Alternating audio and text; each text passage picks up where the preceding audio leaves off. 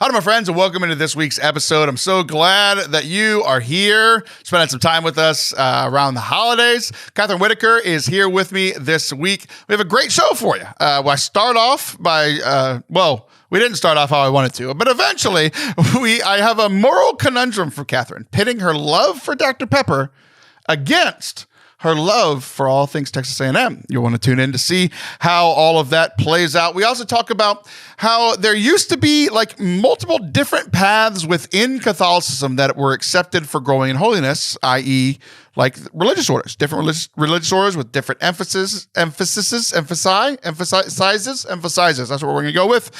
And now everybody on the internet just wants to yell that their way is the best way and the only way, when actually Jesus is the only way. So maybe chill out a little bit. We also talk about how I am wanting to equate how Apple updates their phone and operating services to my spiritual life and how it updates. We're going to see if that works. You can be the judge of that. And then finally, what has now become a tradition with Kathryn, we have a little college football segment. So we talk about the fantastically famous firing, that's a lot of alliteration that I just came up with, of Texas A&M's football coach Jimbo Fisher last month. We didn't have time to talk about it on last month's episode, so we talk about it now. I think it's genuinely hilarious, and she's ashamed of her university. And we also talk about fairness and some of the college football teams that got snubbed from the college football playoff. So we hope that you enjoy this episode. And if you do, please hit subscribe wherever you are watching or listening. Enjoy.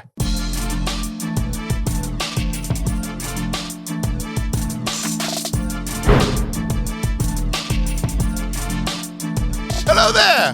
Welcome into Forte Catholic. I am Taylor Stroll, and that is Kathryn Whitaker. Happy almost Christmas, Kathryn. It's not Festivus yet. So, yeah, almost Christmas. Wait, when is Festivus? The Christmas Eve. Oh, okay. Yeah, we're only a few days away from that. From Seinfeld. Only certain people will get that reference. Well, I got the reference, but not enough to remember what day it was. I just watched that show. Was it last year? Maybe 2 years ago. I watched that show like all the way through. Oh my gosh, it's hilarious. I just started. I just picked back up with Seinfeld. Were you a Seinfeld person? Oh, well, yeah, because it was must-see TV on Thursday. So yes, it was Seinfeld, Friends, Frasier, some random show that no one can remember that kept rotating, and then ER. So that was must-see TV back when I was in college. Oh, see, I've heard of must-see TV. I didn't realize it was all of those shows. Those are all shows that I've heard of, except for the one you don't remember. No, it was literally like, for whatever reason, they could never get that show to tape, and they would put a show in there, and it was always rotating. It was always terrible. It's like the fourth co-host spot on this show. We can never get it to stick. Which is not me. That's funny. There's always three solid ones, and then one that we're not. And then sure the fourth about. one's a little questionable. Yeah, exactly. I just started. It's one of those things where, like, shows just keep bouncing from streaming to streaming to streaming, different networks or whatever.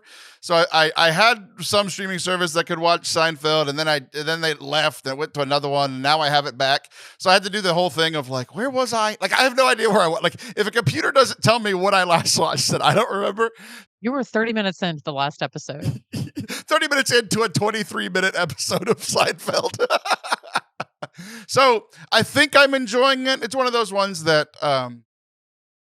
the first season or so, I wasn't quite sure if it held up, because I mean, it is widely regarded as one of the top shows of all time. Like, maybe even the best comedy Quirky of all time. and yeah, it's quirky and funny. And I just couldn't with Kramer. I just couldn't. He's my favorite. Oh, I hate him so much. I just hate it. And now I'm finally like, I don't know. Maybe when I watched it, I was just like more high strung than I am now. Now I'm just like, I mean, he's annoying, but he is what he is, So He's Kramer. He's my favorite part of the show. Oh, well, I'm George, so I'm really connecting with that. Bald, chubby, nothing goes right. George Costanza. Oh, George. You can stuff your sorries in a sack. Yeah, he's really funny. They're all uniquely, independently funny, and then you put them together, and it's just gold. It was such a good show, and I got to watch all those episodes live. Taylor. Nice. And I didn't have to watch Hulu to watch those. They've been colorized since you watched them. Stop it. Shut up. So rude. I have a conundrum for you, and which is interesting because I've had this conundrum for a couple of times, and I kept forgetting the name of it, so I could never bring it up with you. And then, ironically enough, I was out for lunch with my wife. I guess that's not ironic, but the ironic part is that she noticed this thing and brought you up. So, like, you came up in conversation while my wife and I were on a lunch date. Now I'm worried. Okay. It's because we know of your love of Dr. Pepper. I mean, you have your book that you wrote. Was Dr. Pepper in the name, or was it just on the cover? Well, it was supposed to be in the tagline, but because of copyright, we couldn't put it there. So that's why it's Getting Real with Barbecue, Sweet Tea, and a whole lot of Jesus. It's supposed to be Getting Real with Barbecue, Dr. Pepper, and a whole lot of Jesus. That's right. Okay. So that's just in my memory, it's linked to that because you must have told me that before. Because like I've seen the cover of the book and I'm like, it's like, what do they call it? The Mandela effect, where I'm like, I swear Dr. Pepper was on there. And then I look at the book and it's not. I'm like, am I an idiot? Or no, okay. It was supposed to be there. So, well, I am, but not because of that. So we know of your love of Dr. Pepper. We've talked about your love of Dr. Pepper. Everybody loves your Texas twang and all these things. And so, but we also know this other fact about you, that you are super into A&M, that you're a super big like fan and proponent of Aggieland. So I have a conundrum for you, because you have said both to me multiple times in person and then on this show multiple times, because you wanted to make sure that I understood that any other like Dr. Pepper knockoff, any other doctor drink, any other pepper drink, no bueno. Yes, we've affirmed this multiple times. Yes, they sit on a throne of lies. Yes. Yeah, exactly. And I agree with you. And you and I have agreed on that fact here on the show. But I have changed my tune. There is one singular exception. And I want to know, one, if you've had this exception and what you think. And if not, if you'd even be open to trying it. So this is where your love for Dr. Pepper and all things Texas clashes with your love of Aggieland. Because there is a local brand of sodas that's in a lot of our restaurants here in Bryan College Station. Do you know of this brand, Boots? Boots soda? We have a similar brand here in Austin. Like, it's like a natural version of Coke. Yeah. So it's probably similar. Like a lot of the like restaurants that are like that show Aggie games, or that are like near the Texas A&M school and stuff, will have Boots sodas instead of like Coca-Cola products or Pepsi products or Dr. Pepper products or whatever. And it's all the same flavor. Like it's a Coke flavor, it's a Sprite flavor, it's a Dr. Pepper flavor, it's a root beer flavor or whatever. And I tell you what, they have one called Dr. Delicious, which is Boots' version of Dr. Pepper. It's can't be, Taylor. So good. It is so good. So you're choosing to stick with your guns against the local Aggie brand. This is the conundrum I wanted to put you in. Well, I have a confession. I have been drinking less Dr. Pepper. Not because I know. This is worse than the conundrum I put you in. The internet crashes. Why would you be so truthful? Well, I am not getting any younger, and we all know that Dr. Pepper has a bunch of sugar in it. So I'm trying really hard not to consume as much sugar. And it's not because I don't like it, and it's not because it is a challenge. It's not even Lent, and I'm already giving stuff up. But I just decided to drink less. It's Lent light. I mean, it's not that I'm chugging 2 liters of Dr. Pepper every day. I mean, just because you love something doesn't mean that you're indulging in it. Wait. You're telling me that I can love stuff and not overdo it? I don't know. I've never heard about this. Yeah, I know it's a foreign concept. So I just decided to drink less, but I am not a fan. So Dr. Pepper has different versions, right? There's Diet Dr. Pepper, there's cream soda Dr. Pepper, there's strawberries and cream. All of that is disgusting. It is. I'm a purist, and I'm 23 flavors, no diet, none of that. It's always fully leaded for me. So when someone's like, "Oh, you should try Dr. B from HEB, or you should try this other," no. I mean, I have tried them all, and they're not the same. You have not tried them all. You They're have a not poor tried substitute. Dr. Delicious. I haven't, but I can tell you with the 72 other sheep and wolves clothing that I have tried, none of them have been good. So I have no No. expectations for this Okay, one. I'm glad you brought up sheep because what if this is the one out of the 99? You know what? No, it's not. I mean, I would not be against trying it. It's not as if I'm not a snob. I'll try it, but I'll tell you right now that I'm not gonna like it. That's contrary to what you said last episode. Last episode you were a wine snob, and let me just tell you, That's fair. Okay. half the commenters agreed with me and half agreed with you. There were people just flabbergasted at how snobby you were, and then other people were just calling me so lowbrow. And oh, my tummy hurts too when I drink American wine. Oh, shut it, leave me alone. Wow, you know what? I purposely didn't even go look at the comments, and now I'm definitely not going to go look at them. I am pretty quick with the block and delete. So if y'all don't see comments, if you never see bad comments on this show, you're welcome. I got to it before you saw. Thank you. No, I'm not a. I think that if you like something, I mean, it's great that other people want to have a substitute in it. And in that case, maybe it's healthier for you, or maybe it's not something that I would crave and want to drink all the time. But I'm even saying I'm not even drinking the thing that I love all the time. So that's a new conundrum there. Taylor. There was a chance this episode was going to be in person, and there's a chance that we'll do an episode in person here in the next few months. I'm feeling a taste test coming. That's what I'm feeling. Liv did that one time. She lined up a bunch of Dr. Peppers. Some were not real Dr. Pepper, and I could sniff them, Taylor. I can smell a Dr. Pepper and tell you what kind of Dr. Pepper it is. I know, Kathryn. I was there. Well, that's right. I was physically present for that recording. It was only recorded because I was there pushing buttons. We forgot about that. Okay. Anyway, yeah, I can do that. Yeah, I'm always up for a good taste test. I just genuinely think because like I agree with you. Every other Dr. Pepper sucks. That's not Dr. Pepper. The only one Dr. Pepper brand that I go a little bit further is Dr. Pepper Cherry, because cherry actually is one of the 23 flavors. It's just enhanced in the cherry one. But when I went to the last time I went to your house, I accidentally got the strawberries and cream one, and I thought it was like they put cancer in the soda. It was gross. It was so nasty. Actually, Dr. Pepper with cherry tastes like cheerwine. So if you've ever been to North Carolina, they have a Coke product, or I don't know if it's a Coke product. Maybe it's like a North Carolina thing, but cheerwine tastes like cherry Dr. Pepper. And I will drink cheerwine, but it's not as a substitute to Dr. Pepper. I genuinely like cheerwine. It's not alcoholic. It's just like another Coke. Wait. So now you're disagreeing with every one of your takes. You're saying now there's a Dr. Pepper knockoff that you like, and you're also now saying that you like a wine for the United States, and I'm mad about it. Okay, I'll clarify. It kind of tastes like Dr. Pepper, but no, I mean it's its own drink, and it's like a local. It's sort of like Sundrop. That's another drink in North Carolina. Sundrop's kind of like a Mountain Dew, but a little bit better.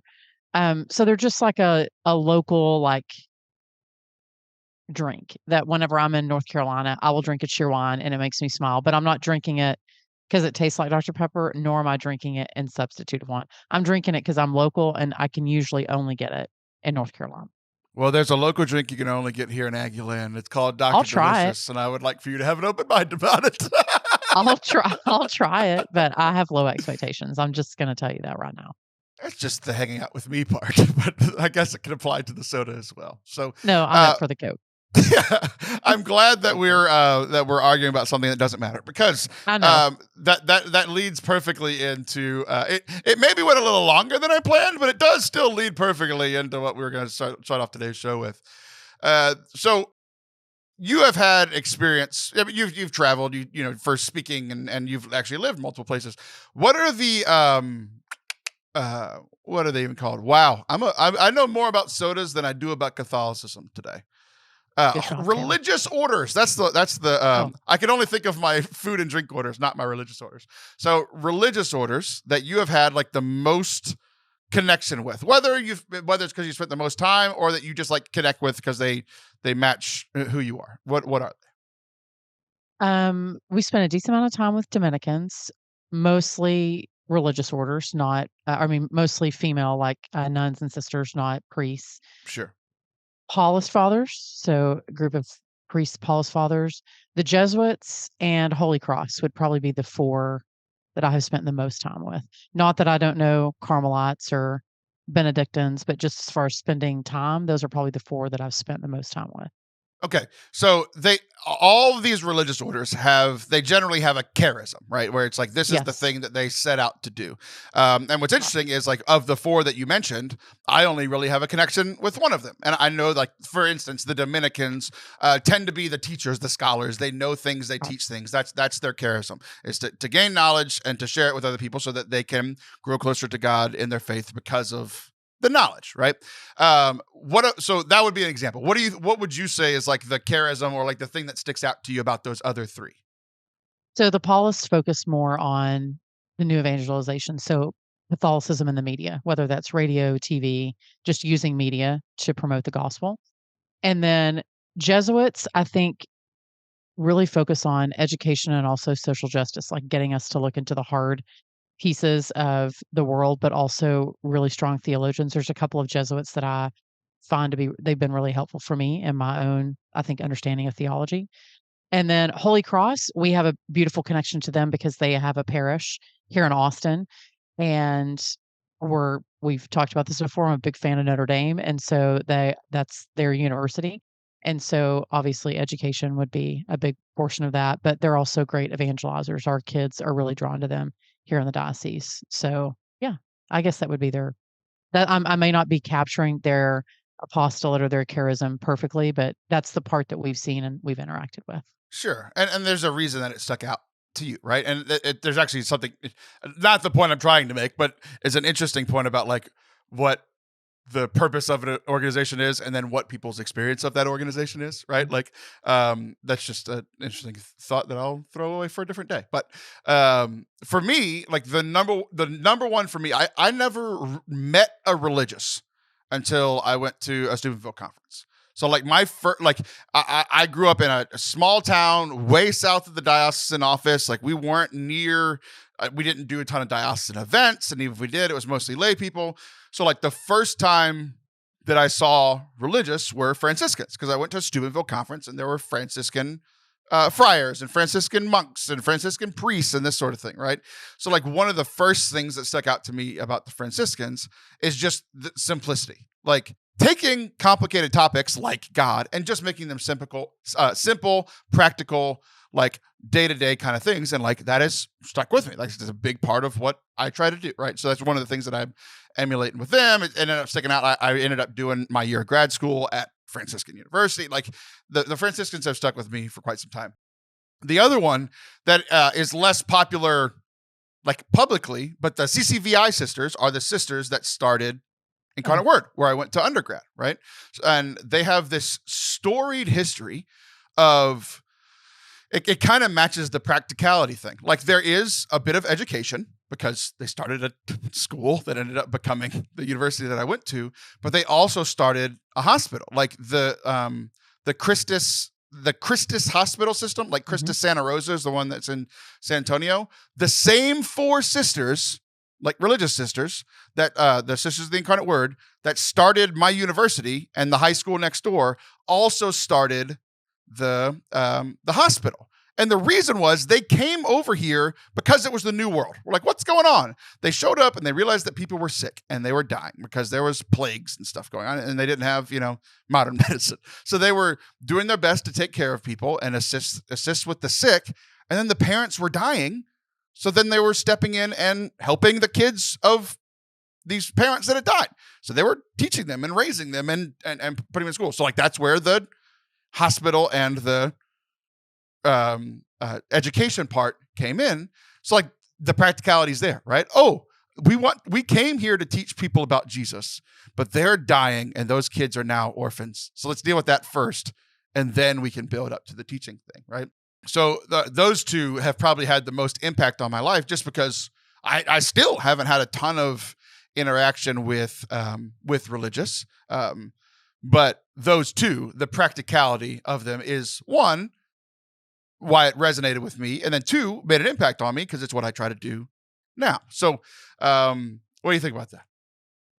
Well, I mean, here's the thing with Catholicism is the tenets of our faith are unchanging, but how we reach people is varied. In other words, I love that we have different religious orders that serve different arms of the church.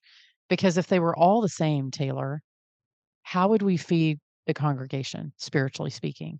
So I love that we have some religious orders that are focused on teaching. We have some that are focused on healthcare, some that are focused on primarily prayer or service to the poor. It is important that we have all these different religious orders because our gifts as human beings are varied, and each one of those orders utilizes different gifts from people, and I think it's a beautiful thing. I think it still perplexes me. Maybe it's the former Protestant in me, but it perplexes me as to why some people, like, either demonize or make fun of certain orders, but then, promote or elevate other orders, and I'm like, but I see them as uniquely independent, but yet all still part of the same body. So I love that there are different orders, and I love that we are drawn as human beings to different ones for different reasons. And it's not even the order that we're drawn to, it's the joy of the people within the order that we're drawn to.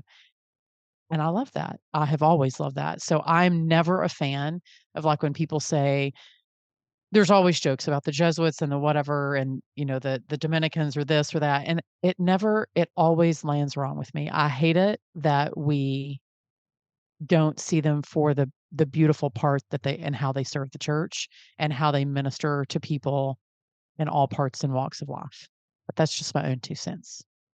Yeah, and that's right along the lines of what I've been thinking about these last few weeks because it's a topic that I've talked about before, but something clicked for me over this past week, and it's the topic of like Catholics on the internet or like Catholic leaders, or speakers or authors or famous Catholics or whatever. It always tends to be, and I.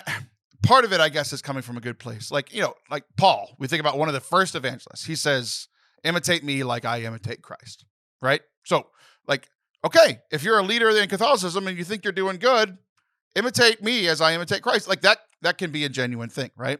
But not to the detriment of I am Christ and I'm the only way, right? Christ is the way. Paul is not. Paul can point the way. Paul can even imitate following the way. But there was also Peter. And like we literally see in the New Testament, in the book of Acts, like there are people who are all Christians. Some of them follow Paul more. Some of them follow Peter more. It's a similar thing with these religious orders. Like God created us all different, and God created us for him and for faith in him. So like that, here you go, Catholic Church on the way to heaven, right? And I don't know when it happened or why it happened. I have a theory that it's just, I have the only way. It's just about money. But it frustrates me to no end when people are like trying to force everyone to live Catholicism their way when there are, and I want to say this carefully, I'm not saying it like it's not the universalism. Oh, any way that you want to go to God, go for it. That's not what I'm saying. But what I am saying is that within Catholicism, there are dozens, if not hundreds, if not thousands of proven different ways to go to God within the realm of our faith. One example is the religious orders, how these different religious orders approach God in different ways. There are things that run through all of them. They all have the sacraments. They all go to mass. They all go to confession. They all pray. But how they live out their faith is different. The other example that is even more bountiful than them would be the saints. There are saints that have just lived so many different ways. And, you know them. We all have our, even larger than our list of favorite or most connected to religious orders, we have our favorite, most connected to saints. So when I see people saying like, you have to go to this type of mass to go to heaven or to be a good Catholic. You have to give this amount of money to be a good Catholic. You have to support this cause only. And this is your number one cause. It's my number one cause. So it has to be your number one cause. It's just like, chill out. Like, when did it become we all have to live the same exact life and not the respect and maybe pokeful and playful respect of like, oh, like the Jesuits and Dominicans and Franciscans have poked fun at each other for years, but they're not like, you're going to hell if you're a Dominican. Like, when did that happen? It's silly and ridiculous. And I always look at them and I'm like, who are you fighting with? If you're fighting with each other, hey, I know the guy that we're supposed to be fighting against, and his name's not each other. Okay. That would be Satan. And he thrives in that, Taylor. It makes me so angry when we tear each other down within the church, because I want to look at them and say, what is someone on the outside looking at? They're looking at it like, man, you guys can't even get along. Why would I want to be a part of that? And it's almost like a friend of mine calls them decoy arguments. You're arguing about the wrong thing. Okay.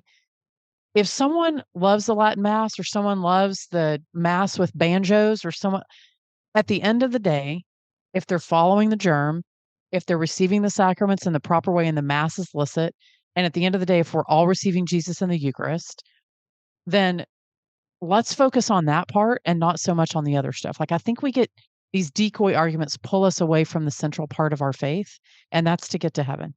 And so I'm a big proponent of falling in love with Jesus first, and then the rest of it will take care of itself. And yes, we should do all the things that the catechism and that the Bible calls us to do. But I mean, Taylor, if you just look at the disciples, none of them were the same. Jesus didn't call 12 Matthews. Well, he did call 2 Jameses. He did, and then people changed their names and whatever. But they were all martyred different. And I loved your example about the saints. I mean, people were called to sainthood even at different ages and stages of their life. He doesn't even call just saints at age 35, to be a saint. Like, some of them were called as young people, 10 and under, and then some of them were called as much older in their 60s and 70s. So this sameness doesn't help the church. It's our uniqueness. If we are made unrepeatable, imago Dei, then that means that we are each independently unique. And why would we want to try to strip that as we practice our faith? To me, it does not make sense. Amen and amen. We're going up the same mountain, and we're all going to get there. The atheists are trying to blow up the mountain, but all the Catholics are trying to go up the mountain. And we got to stop fighting each other, my guys. I agree. It drives me nuts. Yeah. So if you are very excited that you found your way to connect with God, that you found your way that you think is great, fantastic. And promote it. Like, that's great. Promote it. Just don't demand that other people do it. It's ridiculous. So that's the difference, Taylor. I think it's the demanding part. The only thing I'm going to demand is that you try Dr. Delicious the next time you come to town. When I come to College Station, I will try one, and I'll take a picture and I'll text it to you. No, with me, Kathryn. Stop coming to College Station and not saying hi to me.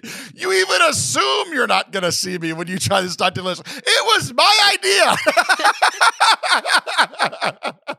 idea. Listen, okay, here's the deal. We've talked about this before. I almost always am coming to College Station to see one of my kids, and it's always a fly in, fly out.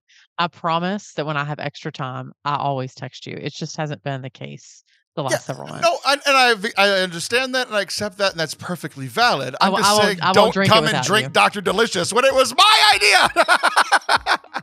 Duly noted. I got you.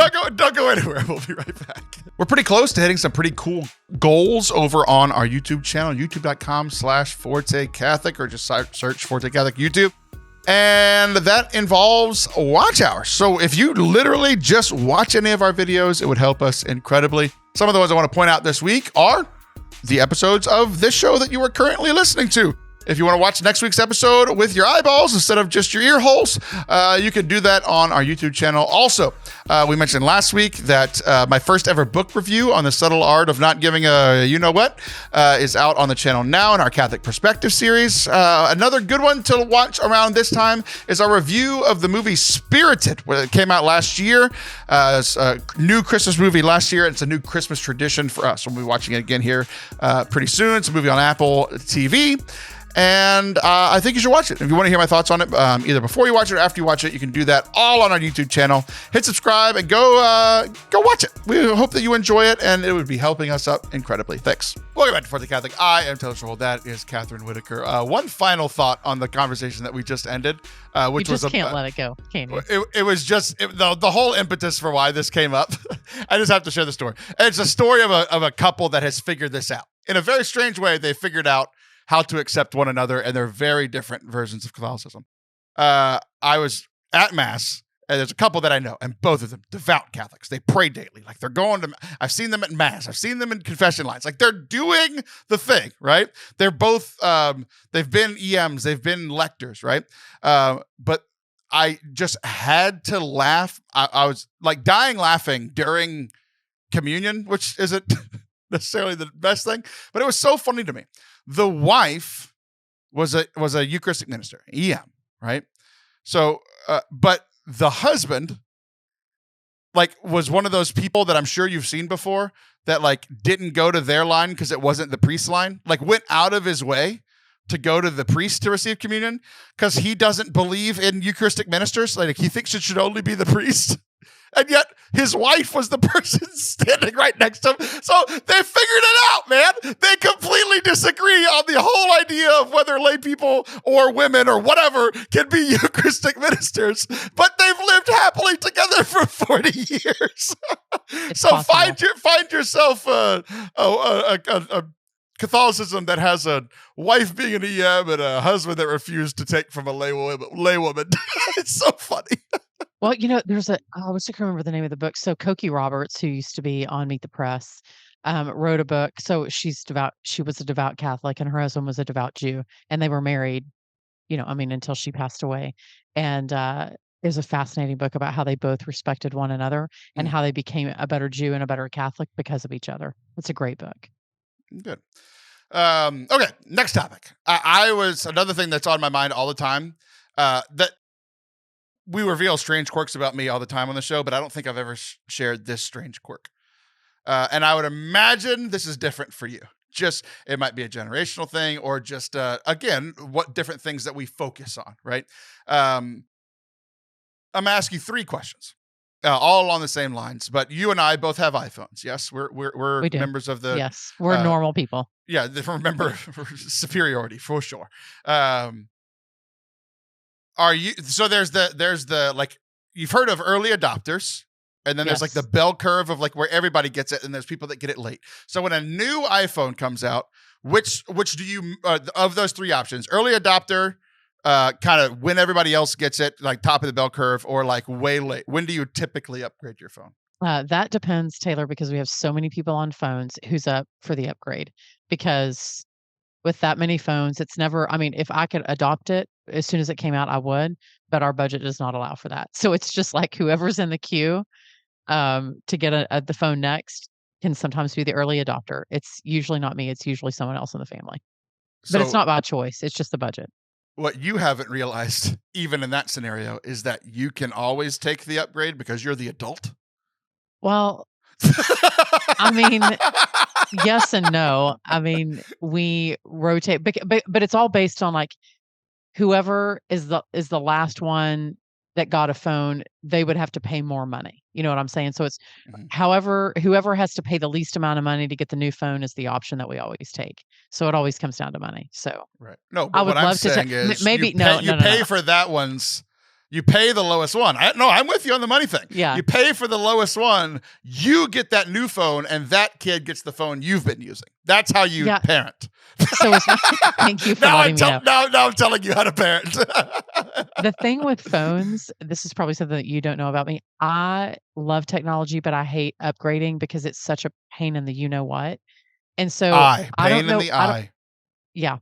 The thing with my phone, and Taylor, I don't know what I've done, but every time I upgrade, I lose like half of my contacts. It's because you're not a millennial. Float away. Float away into the abyss. And so it's such a stressful, like, changing. And so I put it off as long as possible, not because I don't want to adopt the new technology, but because I don't want to deal with the headache of transitioning. Like if someone would just come to me and be like, Kathryn, we will take your phone and we will give it back to you the exact same way that you had it, but it'll be faster and better.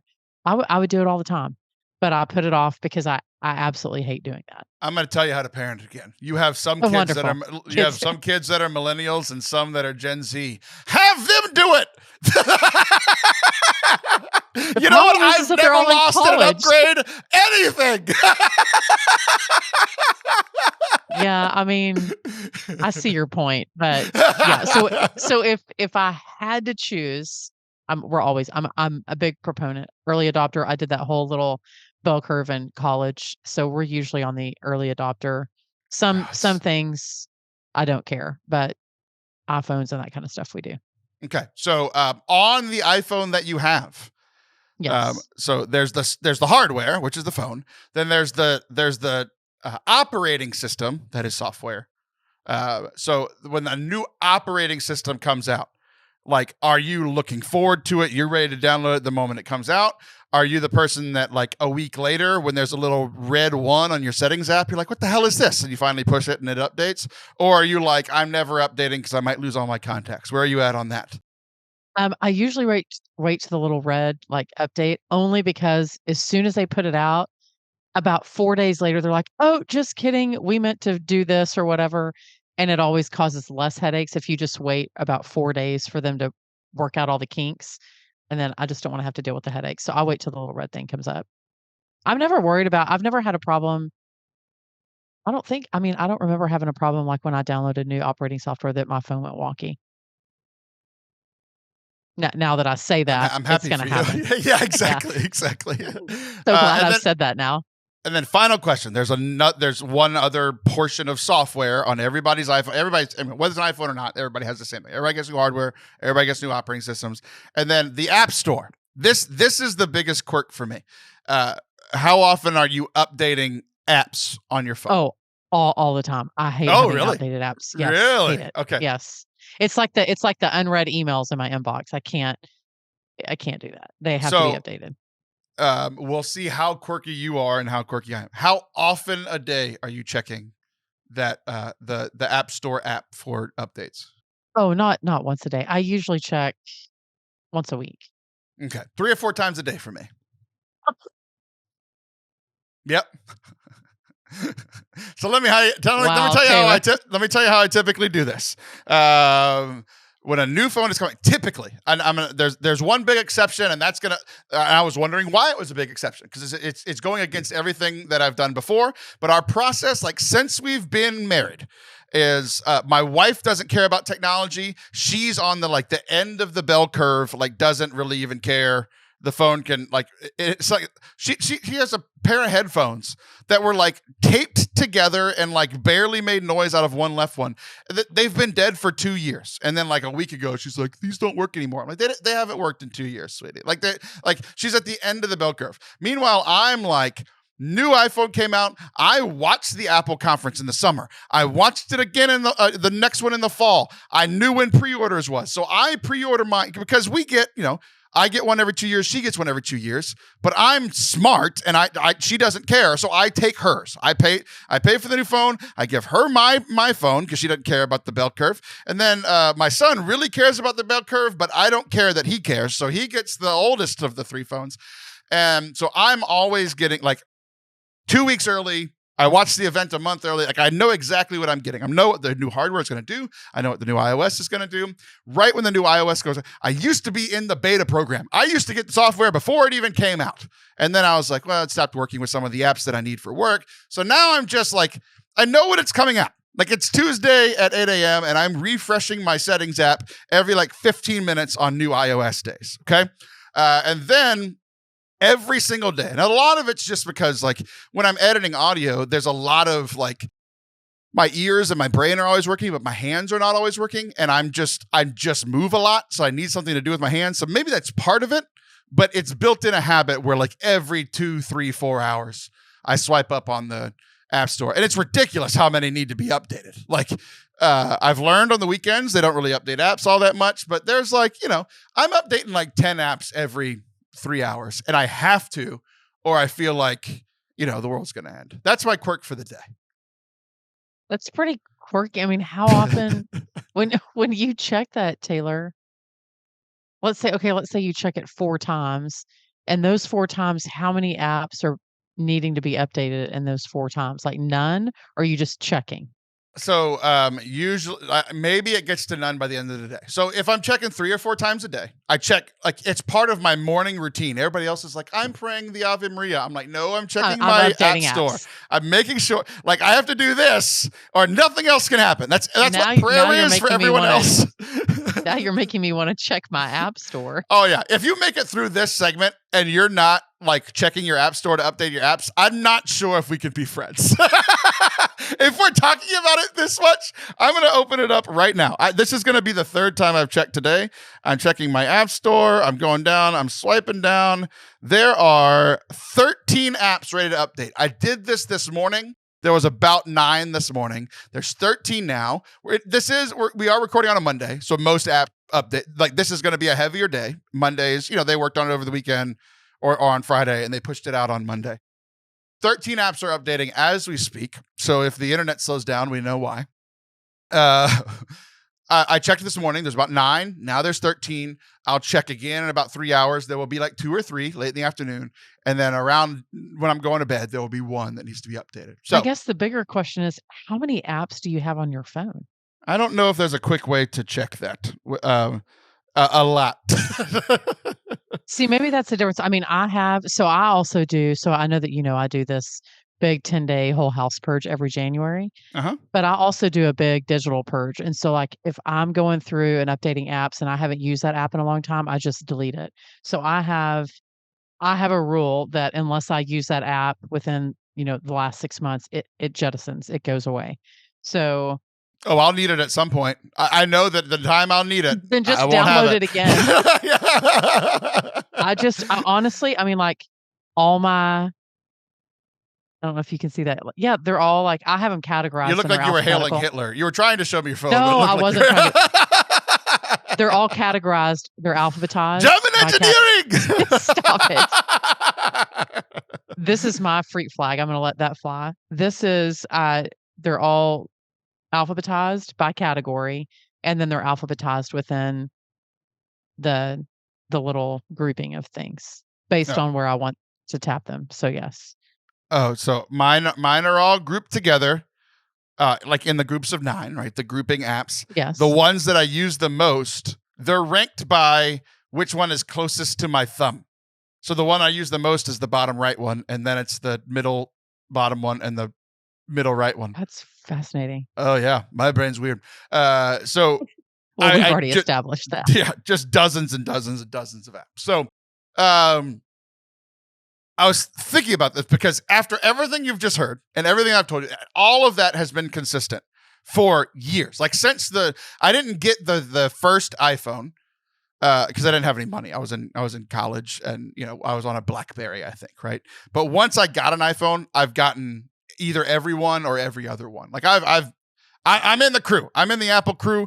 My phone's Apple. That iPad's Apple. These AirPods are Apple. The computer that we're recording this on is Apple. Like everything that I own is Apple. Like I've been in the cult / group for quite some time now. Right, exactly. Part of the family, yeah. I can never leave, So they won't let me. So I was thinking about this, why I had such a very different reaction. Because I did everything that I told you that I do every single year. I love the Apple event. I love watching this stuff. I love pre-ordering my phone, getting it 2 weeks later, having to make sure that I'm home so that a $1,200 phone isn't sitting outside on my porch. Like I love the pageantry of it. I love the routineness of it, right?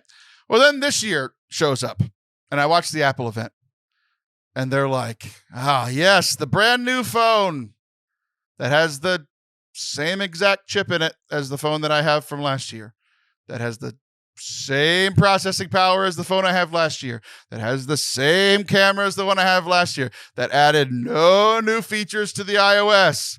But guess what? We made it out of titanium. It's a new metal. You're going to love it. And I'm like, everything within me revolted.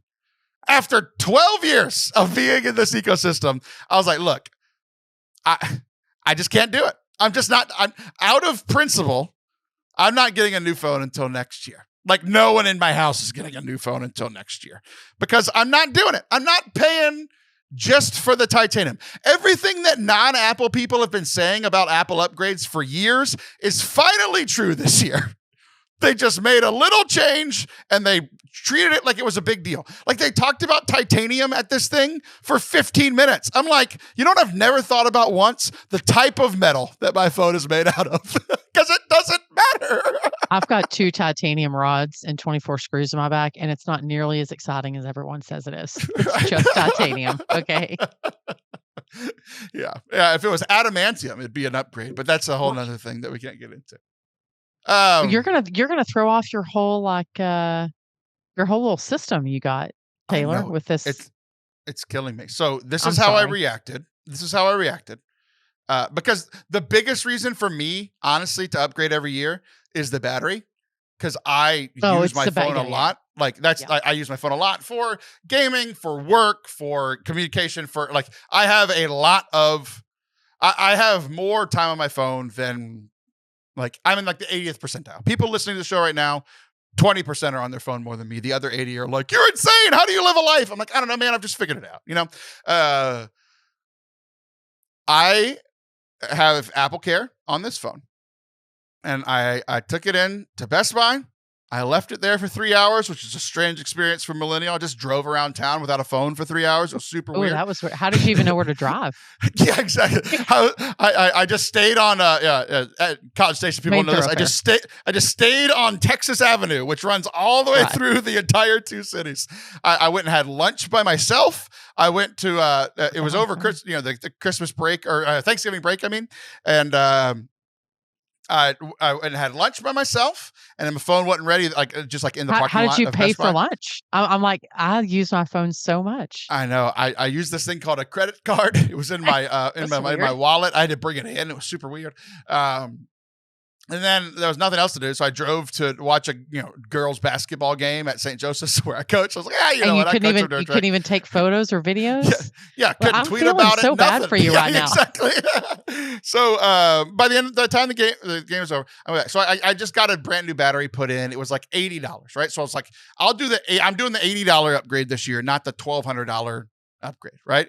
And that means my wife's not getting a new phone this year. It means my son's not getting a new phone that becomes an iPad because we don't pay for cell service for him. Like nobody's getting it because Apple was just like, oh, we're gonna make it out of a new metal and pretend it's a big deal. Like that's where I'm at. So this is you ready to make this a Catholic podcast again? Yes. make Forte Catholic again. So here's what I was thinking about, and I want to get your thoughts on this. So I often feel bad in my spiritual life that I'm not making as big of strides in my spiritual growth as I used to, or even that I'm not praying as much as I used to, like when I was single or in college and didn't have a job and a wife and kids and responsibilities and all these things, right? I feel like when, like everybody talks about like their conversion moment, whether it was like a conversion from a different faith like yours, or like I just started caring about it after being in the Catholic Church for 13 years. And I was like, okay, I think I'm in now, or even like in college when I like really started like, we talked in the first segment about like kicking up like the intellectual side of faith. Like I have these big moments that are like big conversion moments, big changes. And I haven't had one in a while. Like, it's been little minor things, and I'm frustrated about it. And I'm often pretty frustrated about like, why aren't I growing in the spiritual life? I feel like, every 3 minutes I'm like, I'm a great Catholic, and I don't even know if I am Catholic, and I don't know if other people would say that there's evidence that I am, so like, and like for me, it's like, I think it's because I wear so many hats. I mean, not literally, I wear this hat literally all the time, but like I wear so many hats, like just in what I do, like that I'm like, oh, I feel like I'm winning in this area of life and I'm being a great Catholic or great person, great guy in this aspect. And meanwhile, doing terrible in this aspect, right? So like, it feels like I'm not making progress because even when I'm doing well in one, I'm doing worse than another, right? And I feel like it's pretty similar to like the life cycle of the iPhone. When it first came out, revolutionary, right? Like everything changed. That's the initial conversion. And then the next year, you go back to a Steubenville conference or you go to a Catholic college and you have another big thing. It's like the update from the first iPhone to the second was huge. The upgrade from the second to the third was huge. The upgrade from the third to the fourth was almost huge. And then like they've just refined it, and we're like, this is not the latest iPhone. It's a dang near perfect product. Like it's awesome. It's unbelievable what this phone can do. And it honestly does everything that I need it to. So like, I don't really need the upgrade at this point. Right. So I was relating it to like, I feel bad that I'm not having as drastic of conversions as I used to. And yet at the same time, I'm like, it's kind of because I don't need as drastic a conversion that I used to. And I compared that to my iPhone situation. What do you think? Well, I mean, I think that sometimes the deeper we go in our faith, the harder it is to measure it, Taylor. In other words, I look at the person that I was 27 years ago when I became Catholic. And if I look I was at doing great when I was 6. if I'm looking at that person versus the person that I am today, a big difference, at least spiritually speaking. But I would argue that some of the changes or some of the upgrades that I've made in the last couple of years are drastic and big and huge, but they only feel that way to me when I look back in time and say, "Oh, like I see that." I think sometimes it doesn't feel big in the process. Like you think, "Oh, I'm going to make this one change," or now this particular teaching has taken on, a new life for me because maybe some life experience has given me a deeper understanding. But I find that it's more meaningful. It's just not as measurable. And I don't know how you relate that to the iPhone, but I mean, I think that Oh, we'll try. I I hear what you're saying, that there are definitely, like, after you come back, like, after I came back from the Given Institute, for example, a couple of years ago, it was a huge summer for me. Last summer, it was a different kind of summer, this past summer. But I think that the deepness and the meaningful part of that was really big when I looked back on it and went, "Oh my gosh." Now I see the drastic change, but at the time, it didn't feel big. It just felt like the next right thing to do. But as I look at it back in retrospect, it's pretty decent. So maybe you're just not giving yourself enough time and perspective to see how much deeper you've gone. You probably have gone deeper than a iOS update. You just haven't had the time to reflect upon it. Oh, I definitely went better than the titanium update. I'm doing better than the titanium update, but I think worse than a normal iOS update. How does that sound? That's fair. As you were talking, I pulled up I didn't plan on talking about this, but I pulled up my my screen time and like looking at the apps that I spent the most time on over like the last week. And I was like, because what are the core things that we still use our phone for? Like we primary thing everybody uses it for is for like texting and email, right? Like that's been there from the beginning. Like, so the core thing is still there from the beginning, just like the core thing from our conversion is still there. Like our love of God and our desire to love him back and to love other people. Like that's the core thing, right? And we have these little things over the years that we need to kind of tweak to get better, but it's like, that's the core thing. So the core thing we're doing is messaging, and it's like, so texting, email, and social media. Like social media is just like another way that we connect with people. It's like it's a primary thing I'm doing on my phone.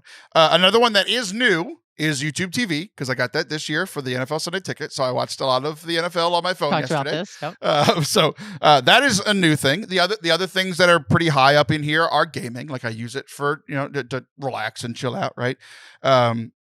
The notes app is pretty up there. Like that's what I use. That's what I'm reading my notes on for this show now. Like that's how I prepare for the show. It's how I keep track of like my work and all that kind of stuff. Right. So like, I think that's part of it too, is like the core things from the iPhone are still the core things for the iPhone. There have been great updates. There have been great things added. Like there's been new things added that I use, but the core stuff is still there. And I think that's what I kind of, I guess, figured out as we were talking about this, is that like the core things from my big conversion moments are still there.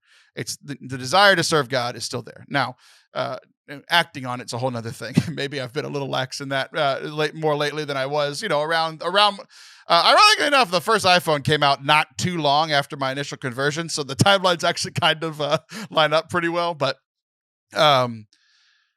I think the good tweaks are good, but ultimately, even when the improvements aren't there, like there isn't really improvement in the new phone this year, like the core stuff is still there. Like the core stuff of like, I love God. I'm doing my best to serve him.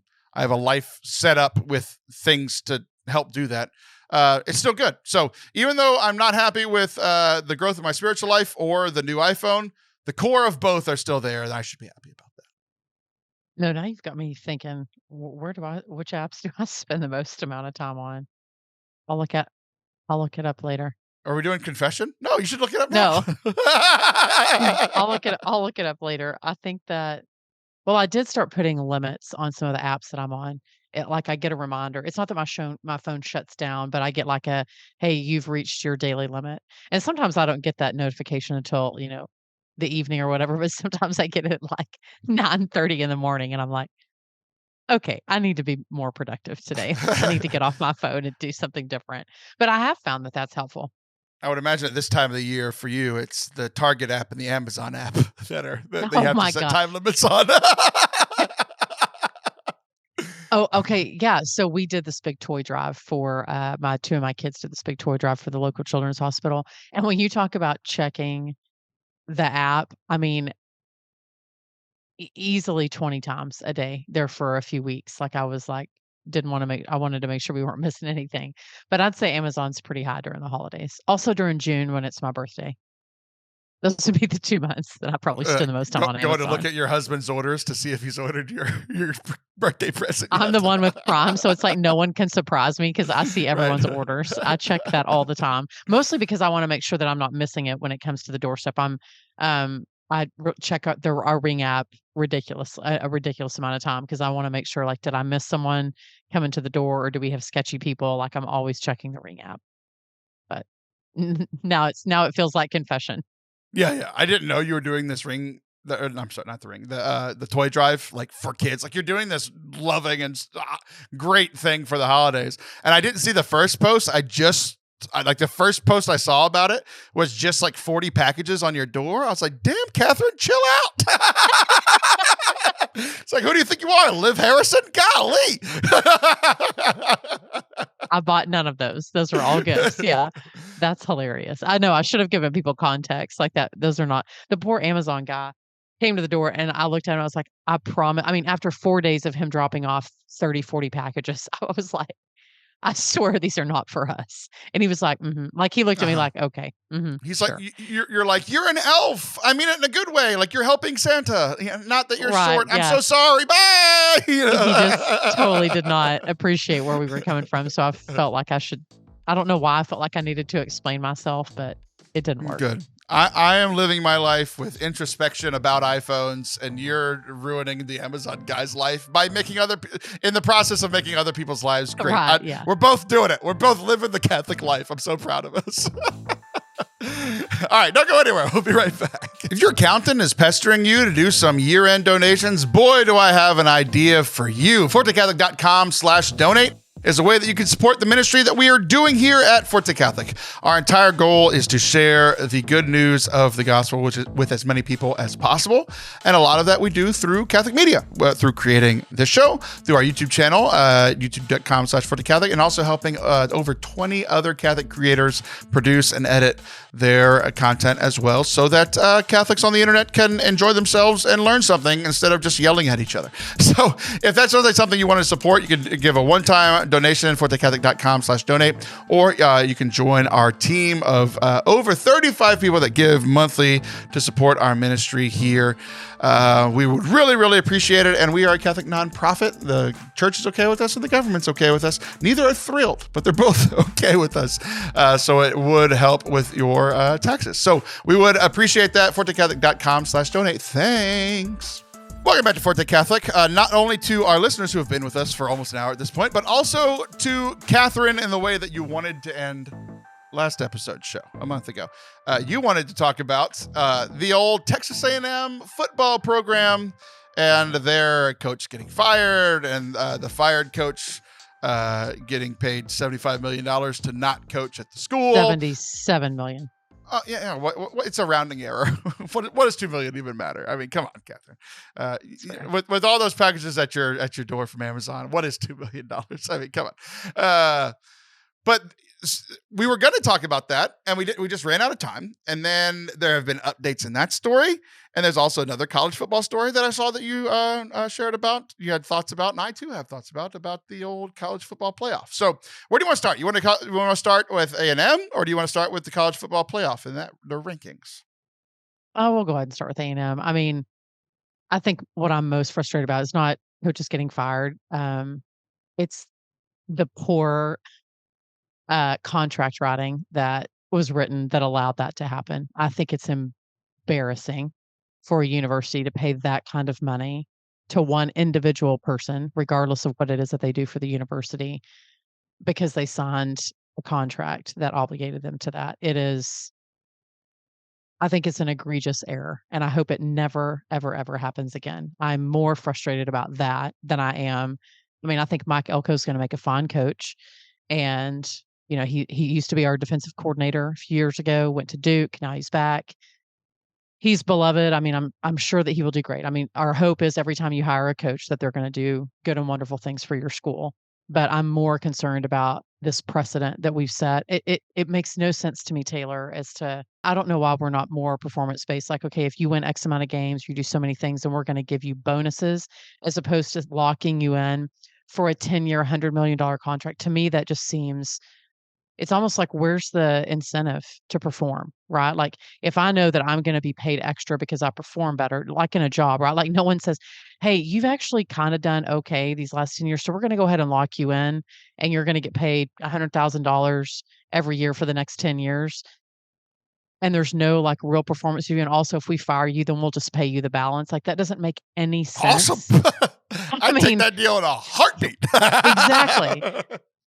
And the crazy thing to me is that every time a coach is fired, there is always another coach available to hire. Maybe it's not the exact coach that you wanted, but there's always talent out there. So it's almost like we've created this wheel of scarcity when there are coaches available.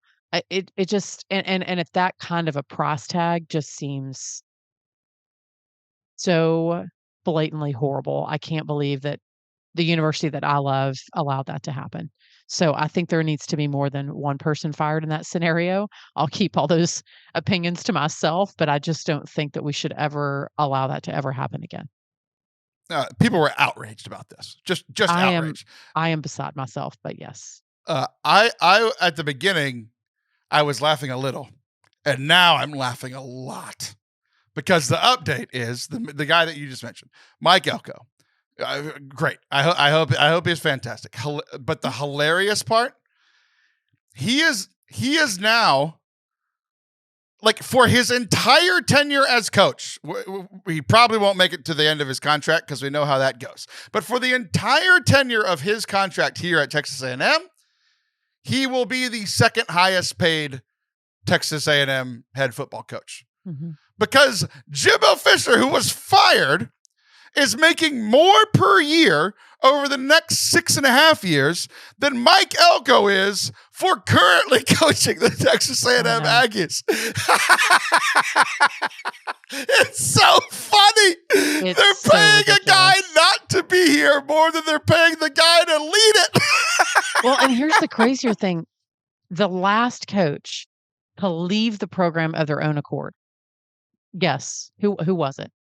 Kevin Sumlin, who just got arrested for DUI. No, it was Bear Bryant. So our precedent in college football is that unless you're like a Saban, you're probably going to get fired from your job. So why would we make contracts that give these kind of payouts when there's no proven, history there? Like I really do believe, I really wish that we would move more to performance-based, like incentive bonus kind of program, as opposed to we're just going to lock you in for X amount of money, and then if we fire you, we're going to pay you that. Lawyers need to do a better job of writing those contracts. I mean, kudos to Jimbo's lawyers and him for writing a contract like that they would actually have to enforce. Like, bravo, well done. But horrible no kudos to the university that allowed that contract to be signed. The craziest part of the contract is that typically for coaches, because coaches get fired, this one's historic. Like the next, so he's making $77 million to not coach again at Texas A&M.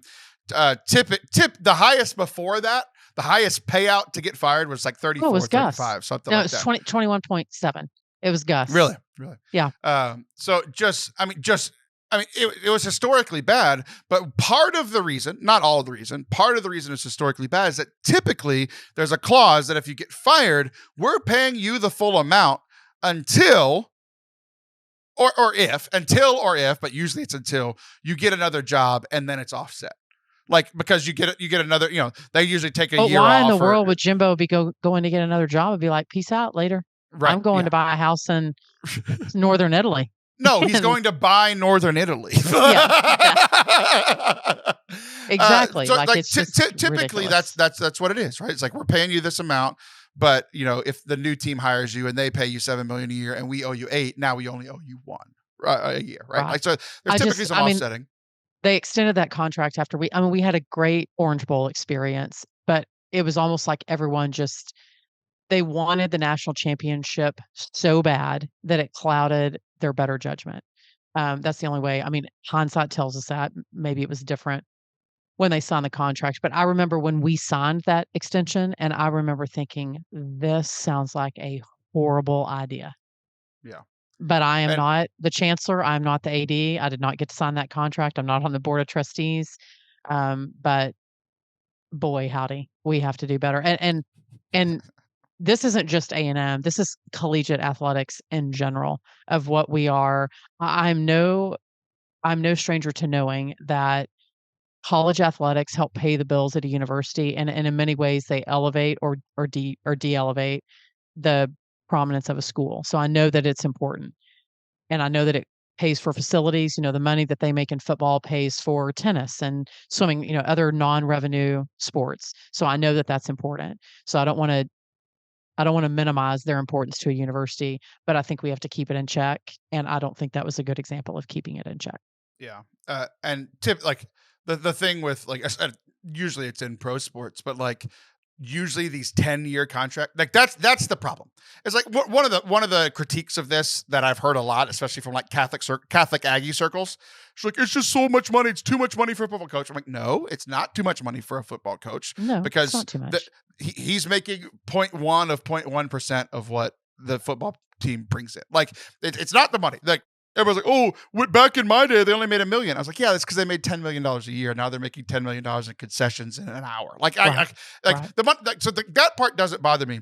But the part that's the problem is what is the primary issue that you brought up at the beginning is the paying for what you've done and not what you're going to do. Right. Like it's always a thing, like mostly with pro athletes is where you hear about it, is we're not going to pay you what you did, because what you did was when you were from 27 to 33. Now you're 33 and you want us to pay you till you're 43. It's like, it's not going to look the same. Like, unless your name's Tom Brady, like those years aren't going to look the same. Right.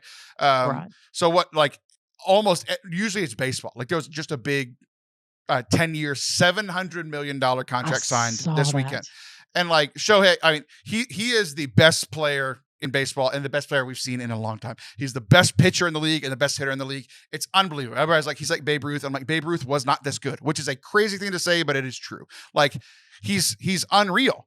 But 10 years from now, is he going to be worth $70 million in that 10th year? Like next year, the year after that, he might be worth $70 million, right? But that was the problem with Jimbo. That's the problem with, like, Albert Pujols was the best hitter one of the best hitters we had ever seen. He signed a 10-year deal, and 2 years in, he was a shell of himself. Like, it's not the money, it's the length, and it's the not paying them for what they're going to do or having these incentives. Like what the NBA does a lot is like they'll sign a 5-year deal, but the third year has a player option, so the player can opt in or out to the contract. And then the fourth and fifth year, or the team has an option where they can cut it off or be done with it, right? It's like everybody kind of, there's still give and take in the negotiation, right? But there's ways out. Like if you suck or you get hurt or something happens, there's ways out. And I think that was the biggest part of it. It's just like, bro, paying him that much to not work is wild. And it's, I can't imagine being Mike Elko. Just like, hey, we'll hire you to be the coach,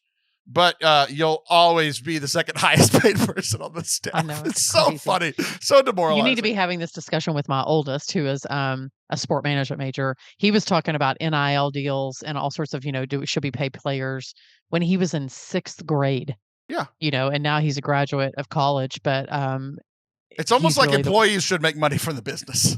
I mean, there's a crazy thing. Yeah. So it is deeply disturbing to me. And I do not like the trend that I'm seeing, not just at A&M, but in collegiate athletics in general, about how we are rewarding our coaches and thus what that does to the bottom line at the university. So, but I'm just a fan. I can't make changes like that, but I can at least voice my frustration. Well, Texas A&M fans are mad, but there's only one college football fan base that's even more mad, and that is the Florida State Seminoles. So people had opinions about this. I have opinions about this. I've shared mine pretty openly, but I think I saw you sharing some of yours as well. So I'm guessing you have thoughts about this, but let's just set it up for people that aren't super tied in. The number 1 and number 2 teams were undefeated. Great. The number 3 team had 1 loss. The number 4 team had 1 loss. The number 5, only the top 4 get into the playoffs. The number 5 team had no losses. They were undefeated as well. Their quarterback got hurt. The number 6 team had 1 loss, and it was their first loss in 33 games or something like that. It was crazy. It was so much fun for me. I just loved watching it because I don't have a dog in the fight. It was so the chaos was just incredible. But the big thing, and I think most Christian people or Catholic people that I saw were really mad that Florida State didn't get it. So the story was they went unless undefeated. you're a Florida Gator fan, and then you're yeah, exactly. They went undefeated, but their star quarterback got hurt 3 games ago, and they barely won against not very good teams the last 3 weeks. They're clearly a different team. And so this committee, which typically would put in one of the, an undefeated school from a good conference, which is what Florida State is. They typically would put them in. For the first time, they did not put them in, and everybody's like, "It's not fair." And I have a different opinion, but I want to hear yours first. What did you think about the whole thing? Well, I am really glad that this is the last year of a 4-team college football playoff. That I think next I agree year when with. when we move to 12, I think it's going to be more balanced, and that you're just going to have the ability to really flesh out who the best teams are.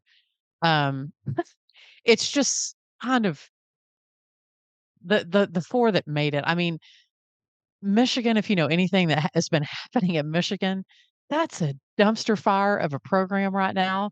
So they're in there. I love them so much. They're my team this year. Oh my I God, love them. I love them. I can't stand Michigan. And then is Texas back with Sarkisian? Who knows? I mean, we're gonna find out.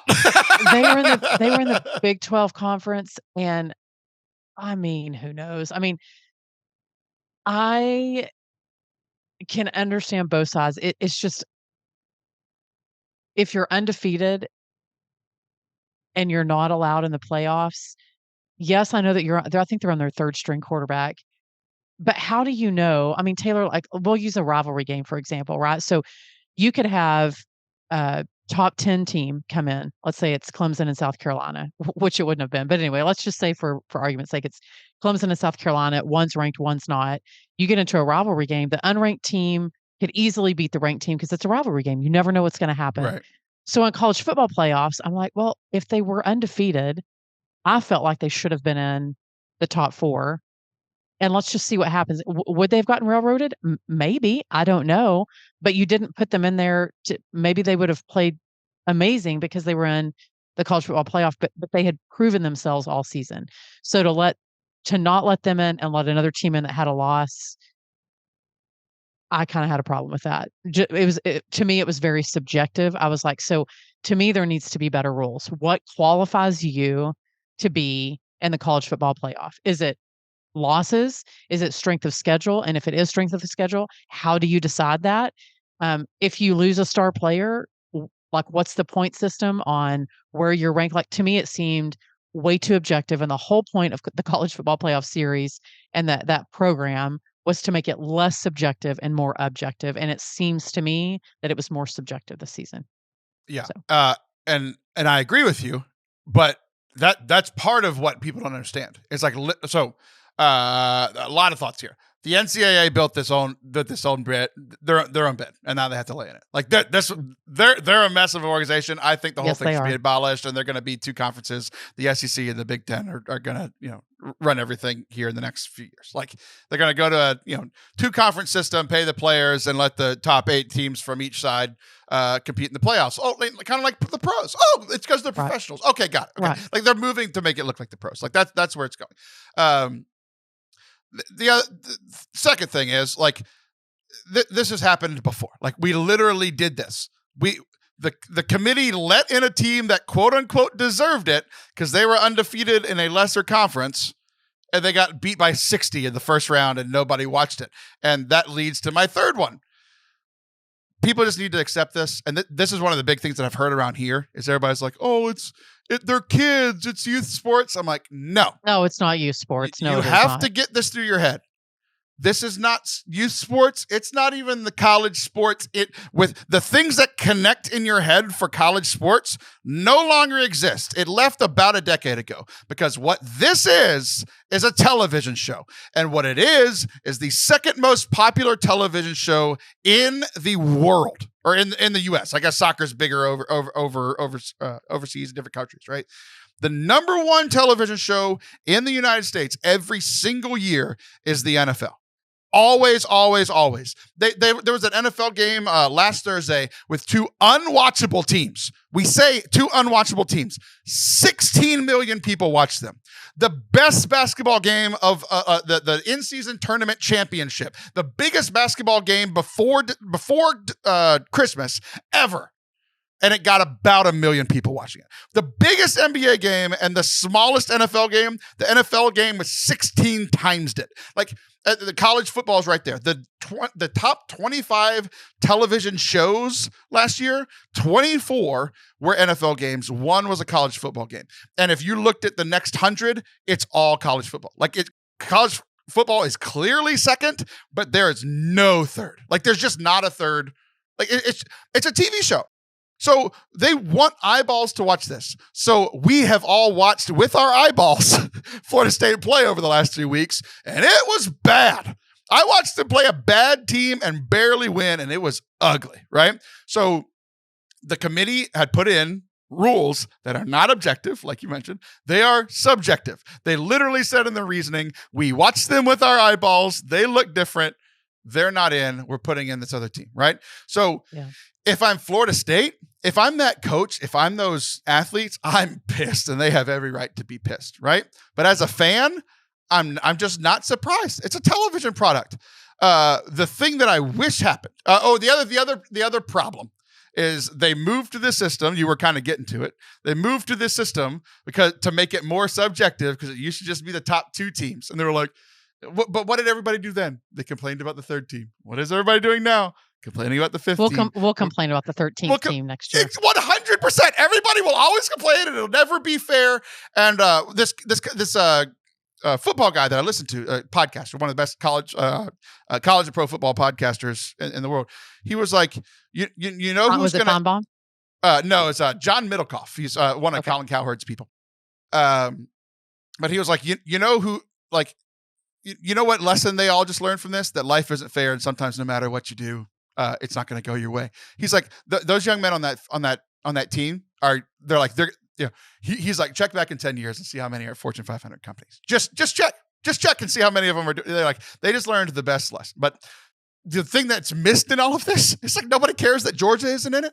Georgia hasn't lost in 2.5 seasons. Oh, I know. They lose once and they don't get a chance to defend their back-to-back national championships. Like, none of it's fair. None of it's fair. None of it makes sense. It's all chaos, and I loved it. It's welcome to college football. 100%. So it was a lot of fun. I was just so tired of people taking something that isn't moral and putting moral stuff on it. It's just like, just chill, bro. Relax. Relax. A&M has enough money. They'll be fine. Florida State will. My favorite part of this, so they're playing Georgia, who also didn't get in their bowl game. What do you think the line is? Do you know anything about betting lines? Anything at all? No, I don't.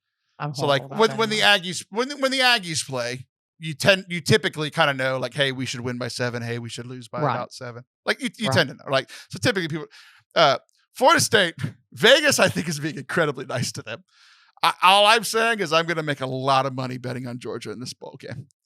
They're saying that Georgia's You and everyone else. Yeah. going to beat Florida State by 2 touchdowns. It's going to be double that. Yeah. Georgia it's is going to ugly. stomp them, and then Florida State will finally chill out. So that's my thoughts on fairness in college football and Jimbo Fisher's money. It was fun. Thanks, Taylor. It was fun. It was a fun episode. I enjoyed talking with you. I hope everybody is enjoying their Advent. We're nearing the end of this thing. I hope that y'all have a Merry Christmas. This is the last episode you listen to before Christmas. We should have this is it. We only have one more, and I think it's after Christmas. So I think this is our last one before Christmas. So y'all have a Merry Christmas, I guess. There you go. Hopefully you got as many presents as Kathryn did on her doorstep. I'll be back next week. She'll be back in a month. See ya.